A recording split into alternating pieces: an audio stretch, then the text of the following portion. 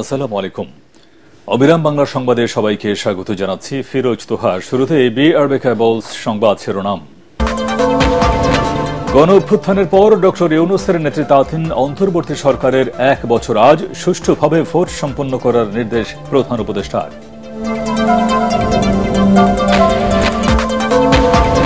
ডিসেম্বরের প্রথমার্ধে ত্রয়োদশ জাতীয় সংসদ নির্বাচনের তফসিল ঘোষণা করবে ইসি। রাজনৈতিক দল ও প্রার্থীর আচরণ বিধি চূড়ান্ত।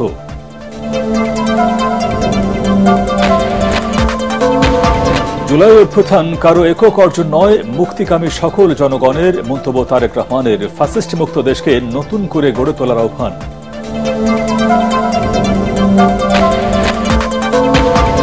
এবং বর্ষা মৌসুমে জমে উঠেছে ঝালকাঠির নৌকার হাট। চাহিদা বাড়ায় নৌকা তৈরিতে ব্যস্ত কারিগররা।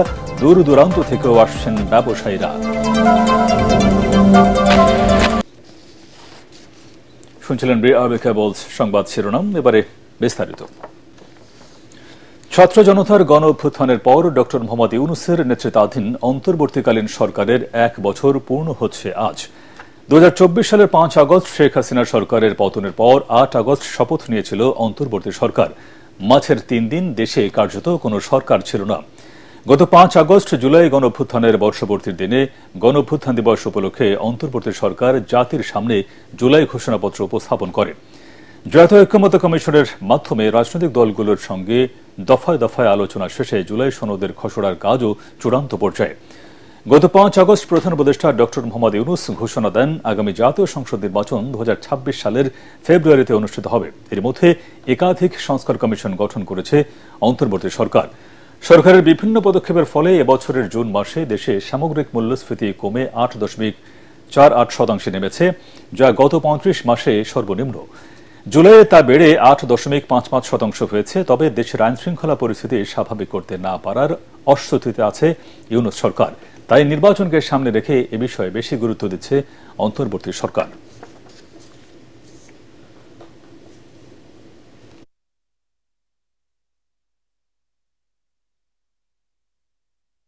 আমাদের সময় আমরা রোজায় খাদ্যদ্রব্য থেকে বলতে অন্যান্য সব কিছুর দাম কমেছে, বাড়েনি। তারপরে ধরেন যে আমরা ইকোনমি আমাদেরকে রেখে গেছে, এটা তো ভয়াবহ একটা বড় রকমের একটা ভূমিকম্প। মানে একটা রিক্টার স্কেলে 8 যদি ভূমিকম্প হয়, ওইখানে কিছু থাকে না একটা দেশের। সেটাকে নিয়ে এই দেশটাকে একটা লাইনে আনা এবং এখন গ্রোথের দিকে আনা, এটা তো আনবিলিভেবল একটা কাজ। তারপরে আপনি ধরেন স্ট্যাবিলিটি, অনেকে অনেক কথা বলেন। আপনি যেই সমস্ত দেশে বিদ্রোহ মানে এই ধরনের গণ অভ্যুত্থান হয় বা বিপ্লব হয়, ওর পরে অনেক দিন ধরে পলিটিক্যাল ইনস্টেবিলিটি থাকে, স্ট্যাবিলাইজ হইতে সময় নেয়, খুব রিভেঞ্জ কিলিং হয়। গত 1 বছরে আমরা স্ট্যাবিলিটি আনতে পেরেছি। তথাকথিত সংস্কারের কথা বলছেন, এটাও ইম্পসিবল। কারণ মূল জিনিসটা হচ্ছে যে এই যে রাষ্ট্রটা তার যে পুরোটাতে যে ব্যবস্থা, এই ব্যবস্থাতে আপনি রেখে দিয়েছেন। আপনি তো শপথ নিয়েছেন সংবিধানকে রক্ষা করবেন বলে। সংবিধানকে রক্ষা করার মানে হলো পুরো ব্যবস্থাকে আপনি টিকিয়ে রেখেছেন। তাহলে এখান থেকে সত্যিকার অর্থে আমার 8 তারিখে যখন এই শপথটা নেওয়া হলো, তখন থেকে আমি বলেছি যে এটা একটা সাংবিধানিক প্রতিবিপ্লব হয়েছে। এদিকে অন্তর্বর্তী সরকারের এখন মূল ফোকাস আগামী জাতীয় নির্বাচন সুষ্ঠুভাবে সম্পন্ন করা। এজন্য সব ধরনের ব্যবস্থা নেওয়ার নির্দেশ দিয়েছেন প্রধান উপদেষ্টা। সচিবালয়ে প্রধান উপদেষ্টা পরিষদের বৈঠক শেষে সব তথ্য জানান প্রেস সচিব শফিকুল আলম। তিনি জানান, নির্বাচনে আওয়ামী লীগ ও তাদের শরিক দল অংশ নিতে পারবে কিনা তা নির্ধারণ করবে নির্বাচন কমিশন। শেখ হাসিনাকে ফিরিয়ে এনে ন্যায় বিচার নিশ্চিত করা হবে বলেও জানান প্রেস সচিব। রিপোর্ট করছেন মাহবুব কবির চপল। বৃহস্পতিবার সকালে দ্বিতীয়বারের মতো সচিবালয়ে আসেন প্রধান উপদেষ্টা ডক্টর মোহাম্মদ ইউনূস। উপদেষ্টা ও বিভিন্ন মন্ত্রণালয়ের সচিবদের নিয়ে বৈঠকে বসেন তিনি। গুরুত্ব পায় জাতীয় সংসদ নির্বাচন। 2026 সালের নির্বাচনকে বাংলাদেশের ইতিহাসে সবচেয়ে ভালো ভোটের নজির গড়তে চায় অন্তর্বর্তী সরকার। এজন্য সংশ্লিষ্ট মন্ত্রণালয়গুলোকে এখন থেকেই প্রস্তুতি নেয়ার নির্দেশ দেন প্রধান উপদেষ্টা। বৈঠক শেষে সাংবাদিকদের ব্রিফিং করেন প্রেস সচিব। চিফ অ্যাডভাইজার তার ইন্ট্রোডাক্টরি রিমার্কসে বলেছেন যে 5 তারিখে আমাদের প্রথম অধ্যায়ের শেষ হয়েছে, আজকের থেকে দ্বিতীয় অধ্যায়ের শুরু। এই দ্বিতীয় অধ্যায়ের প্রথম এবং প্রধান কাজ হলো নির্বাচন সুন্দরভাবে করা। ইন্টারিম গভর্নমেন্টের কাউন্সিল অফ অ্যাডভাইজারদের মূল এখন ফোকাস হচ্ছে নির্বাচন। অবশ্যই আমাদের রিফর্ম এবং আমাদের ট্রায়াল, যেটা জুলাই আগস্টে যে হত্যাকাণ্ড হলো সেটার ট্রায়ালটা আমাদের একটা বড় দায়িত্ব। চিফ অ্যাডভাইজার বারবার বলছেন আমাদের সমস্ত চেষ্টা থাকবে বাংলাদেশের ইতিহাসে সবচেয়ে ভালো ইলেকশনগুলোর একটা যাতে আমরা অর্গানাইজ করতে পারি। তিনি জানান, ফেব্রুয়ারিতে নির্বাচনের সিদ্ধান্তকে স্বাগত জানিয়েছে রাজনৈতিক দলগুলো, তবে কোনো বিশেষ দলকে সুবিধা দেবে না সরকার। সুষ্ঠু ভোটের জন্য প্রস্তুত করা হচ্ছে আইন শৃঙ্খলা বাহিনীর 8 লাখের বেশি সদস্যকে। আগে তো আমাদের ছিল যে 8 লক্ষর মতো মানে দেওয়া যাবে, এখন চিন্তা ভাবনা করা হচ্ছে যে আরো বেশি দেওয়া যায় কিনা, আরো 40-50 হাজার অ্যাড করা যায় কিনা। আমরা মনে করি এই বছর ফেব্রুয়ারিতে যে ইলেকশনটা হতে যাচ্ছে সেটা ফ্রি ফেয়ার হবে এবং এটা ফেস্টিভ মুডে হবে। আমরা সবাই আনন্দের সাথে ভোট দিব এবং ওই সময় আমরা মনে করি কারো কোনো কমপ্লেন থাকবে না। আগামী নির্বাচনে আওয়ামী লীগ, জাতীয় পার্টি সহ শরিক দলগুলো অংশ নিতে পারবে কিনা সাংবাদিকদের এমন প্রশ্নে প্রেস সচিব জানান, এ বিষয়ে সিদ্ধান্ত নেবে নির্বাচন কমিশন। এটা ইলেকশন কমিশন এটা আপনাকে জানাবেন। আমরা সরকারের তরফ থেকে আওয়ামী লীগের সর্বোচ্চ সমস্ত কার্যক্রম নিষিদ্ধ ঘোষণা করা হয়েছে যতদিন না এটা ওদের বিষয়, যাদের ওদের লিডারশিপদের যে ট্রায়ালটা হচ্ছে সেটা যতক্ষণ কনক্লুড হয়। প্রেস সচিব জোর দিয়ে বলেন, শেখ হাসিনাকে অবশ্যই দেশে আসতে হবে, তবে তার ন্যায় বিচার নিশ্চিত করবে সরকার। সারা বিশ্ব জানে মানে উনি কি করেছেন, তো সেই অনুযায়ী আমরা মনে করি যে এইগুলো যত আরো এই বিষয়গুলো সবার সামনে আসবে তত বেশি তার উপর প্রেশার তৈরি হবে যে তাকে যাতে বাংলাদেশে ফিরিয়ে আনা হয়। আমরা আশা করি একদিন না একদিন সে ফিরে আসবেন এবং এই ট্রায়ালের সম্মুখীন হবেন। জুলাই শহীদ পরিবারকে দেওয়া রাষ্ট্রীয় ক্ষতিপূরণের অর্থ পরিবারের সদস্যদের কে কত অংশ পাবেন সরকার তা নির্ধারণ করে দেবে বলে জানান তিনি। শহীদদের জন্য যেই সম্মানী দেওয়া হচ্ছে সেটা নিয়ে তাদের মধ্যে মাঝে মধ্যে ডিসপিউট, কে টাকাটা পাবেন, তো সেটার জন্য একটা বিধি করে দেওয়া হবে। মাহবুব কবির, চপল, ATN বাংলা, ঢাকা। নীতির কোনো নাই। ডিসেম্বরের প্রথমার্ধে ত্রয়োদশ জাতীয় সংসদ নির্বাচনের তফসিল ঘোষণা করা হবে বলে জানিয়েছেন নির্বাচন কমিশনার আবুল ফজল মোহাম্মদ সানাউল্লাহ। কমিশন সভা শেষে তিনি জানান, রাজনৈতিক দল ও প্রার্থীর আচরণ বিধিমালা এবং গণপ্রতিনিধিত্ব আদেশ RPO চূড়ান্ত করেছে ইসি। প্রথমবারের মতো প্রবাসী ও দেশে বসেও পোস্টাল ব্যালটে ভোট দেওয়ার সুযোগ পাচ্ছেন ভোটাররা। শরফুল আলমের রিপোর্ট। আগামী বছরের ফেব্রুয়ারিতে রোজার আগেই নির্বাচন আয়োজনের জন্য ইসিকে চিঠি দিয়েছে প্রধান উপদেষ্টার কার্যালয়। এ বিষয়ে করণীয় ঠিক করতে বৈঠকে বসে নির্বাচন কমিশন। দিনব্যাপী বৈঠকে রাজনৈতিক দল ও প্রার্থীর আচরণবিধি এবং গণপ্রতিনিধিত্ব আদেশ RPO চূড়ান্ত করা হয়। পরে সাংবাদিকদের ব্রিফিং করেন নির্বাচন কমিশনার আবুল ফজল মোহাম্মদ সানাউল্লাহ। তিনি জানান, চলতি বছরের শেষ নাগাদ ঘোষণা করা হবে ত্রয়োদশ জাতীয় সংসদ নির্বাচনের তফসিল। রোজা যদি হয় 18 তারিখ, ডেফিনেটলি তার আগে 2-4 দিন সময় দিবেন for the new government to take over, শপথ গ্রহণ ইত্যাদি। তার আগে নির্বাচন হবে, সে নির্বাচনের যে ডেটটা হবে টেন্টেটিভলি তার থেকে 60 দিন আগে এই শিডিউল ঘোষণার কাজটা আমাদের ডিসেম্বর মাসের প্রথম অর্ধেই আপনারা পাবেন। আচরণবিধি আজকে ফাইনাল করে দেওয়া হয়েছে। আবারও বলি, আমাদেরকে তো একটু হোল্ড করে রাখতে হবে আপনার RPOটা পাবলিশ না হওয়া পর্যন্ত। তো প্রার্থী এবং দলের যে আচরণবিধির খসড়া ছিল, যেটার উপরে আমরা মতামত নিয়েছিলাম অনলাইনে এটা দেওয়ার পরে, সেটার ভিত্তিতে আজকে এই আচরণবিধি চূড়ান্ত করা হয়েছে। চলতি বছরের 31 অক্টোবর পর্যন্ত যারা ভোটার হবেন তারাও আগামী সংসদ নির্বাচনে ভোট দিতে পারবেন উল্লেখ করে তিনি জানান, উন্নত দেশের মতো পোস্টাল ব্যালটে প্রবাসীদের পাশাপাশি দেশে বসেও ভোট দেওয়ার সুযোগ থাকছে, তবে এজন্য আগে থেকেই করতে হবে নিবন্ধন। প্রবাসীদের কাছে শুধুমাত্র সিম্বল ব্যালট যাবে, সেটাই হবে তাদের পোস্টাল ব্যালট এবং সেই সিম্বল ব্যালটে যতগুলো সিম্বল থাকা দরকার সেই সিম্বলগুলো থাকবে। প্রবাসীরা ভোট দিবেন সিম্বল যখন অ্যাসাইন করা হবে প্রার্থীদেরকে, তারপরে ইন কান্ট্রি ভোটিং যেটা আছে পোস্টাল ব্যালট, আপনারা জানেন এখানেও 3 ধরনের ভোটার আছেন যারা পোস্টাল ব্যালটে ভোট দিতে পারেন, যেমন সরকারি কর্মচারী, তারপরে ভোট ব্যবস্থাপনা এবং ভোট অনুষ্ঠানের সাথে যারা সম্পৃক্ত থাকেন তারা, এবং আইনে হেফাজতে থাকা ব্যক্তিবর্গ জেলখানায় বা অপরাপর জায়গায়, তাদের জন্য আমরা অনলাইনে রেজিস্ট্রেশনের পদ্ধতি চালু করব এবং একই ব্যালট পেপার তাদেরকেও সরবরাহ করা হবে ভোট দেওয়ার জন্য। আমরা আশা করছি এই পদ্ধতি অবলম্বন করার ফলে দেশের ভিতরে এবং বাইরে একটা উল্লেখযোগ্য সংখ্যক ভোট আমরা এবার আনতে পারবো। এছাড়াও নির্বাচন কমিশনার আরও জানান, ভোটের দিন ভিডিও করার জন্য ড্রোন ব্যবহারে নিষেধাজ্ঞা থাকবে। নির্বাচনের দিন কেন্দ্রে কেন্দ্রে সিসি ক্যামেরা থাকবে কিনা তা এখনো সিদ্ধান্ত হয়নি বলে জানায় কমিশন। শরফুল আলম, এটিএন বাংলা, ঢাকা। আওয়ামী অপশাসনের বিরুদ্ধে জুলাই আন্দোলন কোনো দল বা ব্যক্তির একক নয়, এটা সবার বলে মন্তব্য করেছেন বিএনপির ভারপ্রাপ্ত চেয়ারম্যান তারেক রহমান। শহীদদের আত্মত্যাগে পাওয়া ফ্যাসিস্ট মুক্ত বাংলাদেশকে নতুন করে গড়ে তোলার আহ্বান জানিয়েছেন তিনি। ডক্টর জুবাইদুর রহমানের বাবা ও সাবেক নৌবাহিনী প্রধান রিয়ার অ্যাডমিরাল মাহবুব আলী খানের ৪১তম মৃত্যুবার্ষিকী উপলক্ষে আলোচনা সভা ও দোয়া মাহফিলে একথা বলেন তারেক রহমান। লন্ডনে রয়্যাল রেজেন্সিতে মাহবুবুর রহমান খান স্মৃতি সংসদ আয়োজিত অনুষ্ঠানে বিএনপির ভারপ্রাপ্ত চেয়ারম্যান বলেন, দেশের জন্য কাজ করতে সবাইকে মানুষের পাশে দাঁড়াতে হবে। স্বৈরাচার মুক্তির আন্দোলনে সারা বিশ্বে প্রবাসী বাংলাদেশিদের ভূমিকার প্রশংসা করে ধন্যবাদ ও কৃতজ্ঞতা প্রকাশ করেন তারেক রহমান। এ সময় লন্ডন বিএনপির নেতারা ও স্ত্রী ডাক্তার জুবাইদুর রহমান উপস্থিত ছিলেন। ৫ই আগস্ট যে বিজয় আমরা অর্জন করেছি, এই বিজয়টি কোনো একক কোনো সংগঠন বা কোনো দলের দ্বারা সম্ভব ছিল না।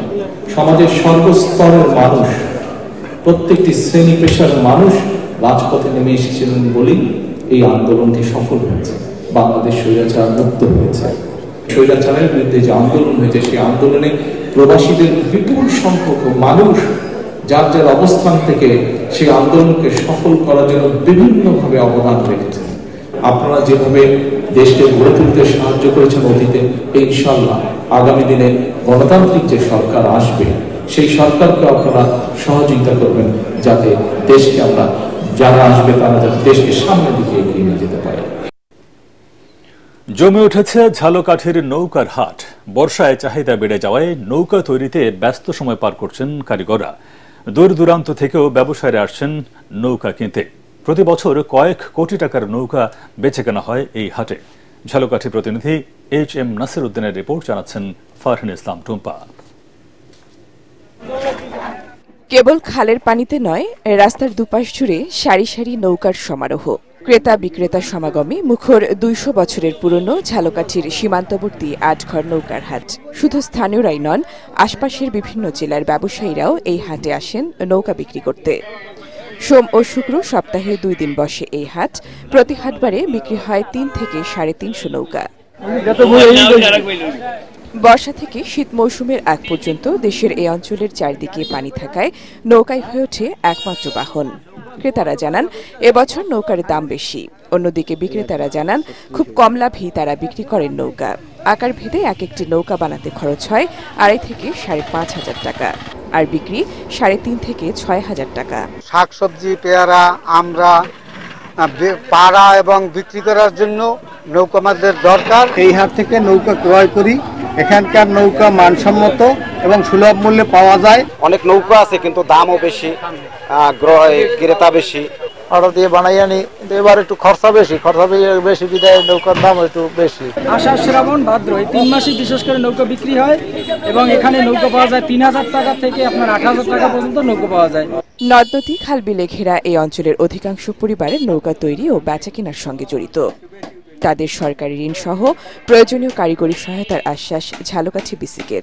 নৌকা তৈরির কার্যক্রমে যারা জড়িত, এই কারিগরদেরকে বেসিক আর্থিকভাবে সহায়তা প্রদান করার জন্য বদ্ধপরিকর। প্রতি বছর জ্যৈষ্ঠ থেকে আশ্বিন ৫ মাসে প্রায় ৩ কোটি টাকার নৌকা বেচা কেনা হয় ঐতিহ্যবাহী আটঘর হাটে। Bureau report, ATN Bangla. যশোরের ঝিকরগাছা চৌগাছায় শুরু হয়েছে মাসব্যাপী ফ্রি মেডিকেল ক্যাম্প। জুলাই শহীদ জাবির আল আবিন স্মৃতি সংসদের উদ্যোগে এবং ৫০০ শয্যার আদ্দিন সকিনা মেডিকেল কলেজ হাসপাতালের সহযোগিতায় বিনামূল্যে এই চিকিৎসা দেওয়া হচ্ছে। ঝিকরগাছা পৌরসভার BM হাই স্কুলে মেডিকেল ক্যাম্পের উদ্বোধন করেন যশোর ২ আসনের জামায়াত মনোনীত MP প্রার্থী ডক্টর মুসলেহ উদ্দিন ফরিদ। যশোর থেকে তামান্না ফারজানের পাঠানো তথ্য ছবি নিয়ে আরও জানাচ্ছেন আশিকুর রহমান। যশোরের ঝিকরগাছা পৌরসভার বিএম হাই স্কুলে বিনামূল্যে চিকিৎসা নিতে প্রতিদিন ভিড় করছেন নানা বয়সী রোগীরা। জুলাই শহীদ জাবির আল আমিন স্মৃতি সংসদের উদ্যোগে এবং 500 শয্যা বিশিষ্ট আদ্দিন সকিনা মেডিকেল কলেজ হাসপাতালের সহযোগিতায় চালু হওয়া মেডিকেল এরই মধ্যে ব্যাপক সাড়া ফেলেছে। মাসব্যাপী ফ্রি মেডিকেল ক্যাম্পের উদ্বোধন করে যশোর 2 আসনের জামায়াত মনোনীত এমপি প্রার্থী ডাক্তার মুসলিউদ্দিন ফরিদ বলেন, সেবাদানের ক্ষেত্রে কোনো ভেদাভেদ নেই। সার্বিক সহযোগিতার জন্য 500 শয্যা বিশিষ্ট আদ্দিন সকিনা মেডিকেল কলেজ কর্তৃপক্ষকে ধন্যবাদ জানান তিনি। যদিও আমরা 1টা পর্যন্ত রেজিস্ট্রেশন, কিন্তু যারাই 1টা পর্যন্ত থাকবেন তাদেরকে আমরা দেখে দেবো। এখানে মহিলা ডাক্তার আছেন, অনেক সময় মহিলা ডাক্তার পাওয়া যায় না। আমাদের সাধ্যমতো আমরা এখানে ওষুধ দেওয়ার চেষ্টা করছি। এ ব্যাপারে স্কয়ার ফার্মাসিউটিক্যাল আমাদেরকে সাহায্য করছে এবং সর্বোপরি আমি আদ্দিন সকিনা মেডিকেল কলেজ ও হাসপাতালের প্রতি কৃতজ্ঞতা জানাচ্ছি যে ওনাদের এই সম্পূর্ণ আজকে প্রায় 39 জন ওখান থেকে ডাক্তার এবং নার্স এবং আদার মেডিকেল ওনারা আসছেন। আদ্দিন সকিনা মেডিকেল কলেজ হাসপাতালের 39 জন অভিজ্ঞ চিকিৎসক সম্পূর্ণ বিনা খরচে এখানে চোখ, মেডিসিন, গাইনি, শিশু ও দাঁতের চিকিৎসা দিচ্ছেন। চক্ষু রোগীদের দেয়া হচ্ছে ফ্রি চশমা, পাশাপাশি রোগীদের ওষুধও দেয়া হচ্ছে। আমরা গরিব মানুষ, যে এরকম কোনো উপকার আমরা কোনো সময়ের জন্য পাইনি, এখন এই জন্য আসছি। প্রতি মাসে এলাকার লোকজন উপকার পায়। আমাদের এলাকা তো তেমন ডাক্তার নেই, আর থাকলেও ফি 500-700 টাকা ফি দিয়ে আমরা দেখাবার সুযোগ আমাদের হয়। উদ্বোধনী অনুষ্ঠানে শহীদ জাবির আল আমিন স্মৃতি সংসদের সভাপতি মাস্টার মাহবুবুল আলম মন্টুর সভাপতিত্বে আরও উপস্থিত ছিলেন 500 শয্যা বিশিষ্ট আদ্দিন সকিনা মেডিকেল কলেজ হাসপাতালের পরিচালক ডাক্তার ইমদাদুল হক, আদ্দিন চক্ষু প্রকল্পের এজিএম রবিউল হক, ঝিকরগাছা এবিএম হাই স্কুলের প্রধান শিক্ষক আব্দুস সামাদ, শহীদ জাবির আল আমিন স্মৃতি সংসদের সেক্রেটারি আবিদুর রহমান। উদ্বোধনের দিনেই প্রায় 2500 মানুষ চিকিৎসা নিয়েছেন এই মেডিকেল ক্যাম্পে। Bureau report, ATN Bangla. এবার আন্তর্জাতিক সংবাদ।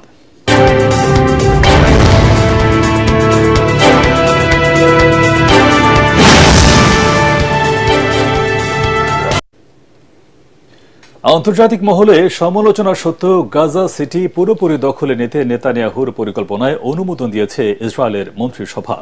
দেশের প্রধানমন্ত্রীর কার্যালয় থেকে দেয়া বিবৃতিতে এই তথ্য জানানো হয়। এতে বলা হয়, গাজা উপত্যকা দখলের জন্য আইডিএফ এর পরিকল্পনা অনুমোদন দিয়েছে মন্ত্রিসভা। বিবৃতিতে আরও বলা হয়, হামাসকে পরাজিত করার প্রস্তাব নিরাপত্তা মন্ত্রীর সভায় অনুমোদন পেয়েছে। এছাড়া যুদ্ধক্ষেত্রের বাইরে বেসামরিক জনগণকে মানবিক সহায়তা দেওয়ারও সিদ্ধান্ত হয়েছে। এতে আরও বলা হয়, হামাসের সাথে যুদ্ধ বন্ধ করার বিনিময়ে ইসরায়েল 5টি নীতি নিয়েছে। তা হল হামাসের নিরস্ত্রীকরণ, হামাসের হাতে জিম্মি 50 জনকে ফিরিয়ে আনা, গাজা উপত্যকার নিরস্ত্রীকরণ, গাজায় ইসরায়েলি নিরাপত্তা নিয়ন্ত্রণ এবং হামাস বা ফিলিস্তিনি কর্তৃপক্ষ নয় এমন একটি বেসামরিক সরকারের হাতে গাজার শাসন তুলে দেয়া। এর আগে বৃহস্পতিবার ফক্স নিউজে দেওয়া সাক্ষাৎকারে ইসরায়েলি প্রধানমন্ত্রী বলেন, দীর্ঘমেয়াদে নয়, সন্ত্রাস বিরোধী অভিযান শেষে গাজাকে একটি বেসামরিক প্রশাসনের হাতে তুলে দেওয়া হবে। এদিকে নেতানিয়াহুর গাজা দখলের ঘোষণার তীব্র সমালোচনা করে ইসরায়েলের বিরোধী দলীয় নেতা ইয়ার লাপিদ বলেছেন, এই প্রস্তাব মানে আরও যুদ্ধ, আরও জিম্মির মৃত্যু, সেই সঙ্গে অর্থের অপচয়। গাজা দখল পরিকল্পনার নিন্দা জানিয়ে এক বিবৃতিতে হামাস জানায়, এবার স্পষ্ট হয়েছে গণহত্যা আর গাজা দখলই ছিল নেতানিয়াহুর মূল উদ্দেশ্য। এবার খেলার খবর।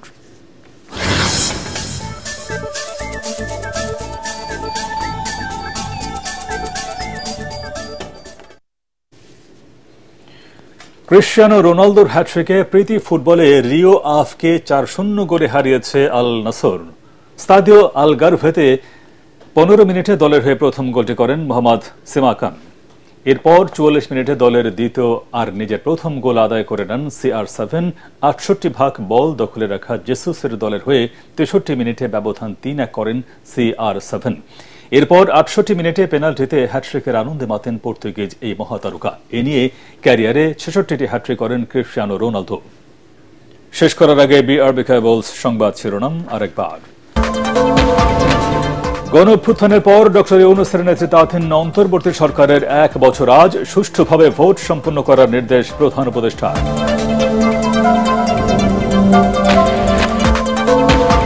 ডিসেম্বরের প্রথমার্ধে ত্রয়োদশ জাতীয় সংসদ নির্বাচনের তফসিল ঘোষণা করবে ইসি। রাজনৈতিক দল ও প্রার্থীর আচরণবিধি চূড়ান্ত।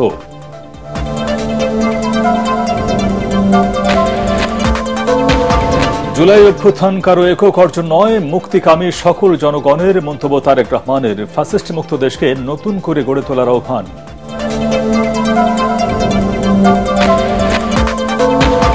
এবং বর্ষা মৌসুমে জমে উঠেছে ঝালকাঠির নৌকার হাট। চাহিদা বাড়ায় নৌকা তৈরিতে ব্যস্ত কারিগররা, দূর দূরান্ত থেকেও হাটে আসছেন ব্যবসায়ীরা। পরবর্তী সংবাদ দেখার আমন্ত্রণ জানিয়ে এখনকার মতো শেষ করছি। ATN বাংলা সংবাদ ইউটিউবে দেখতে ব্রাউজ করুন, youtube/ATN বাংলা নিউজ। ধন্যবাদ সবাইকে।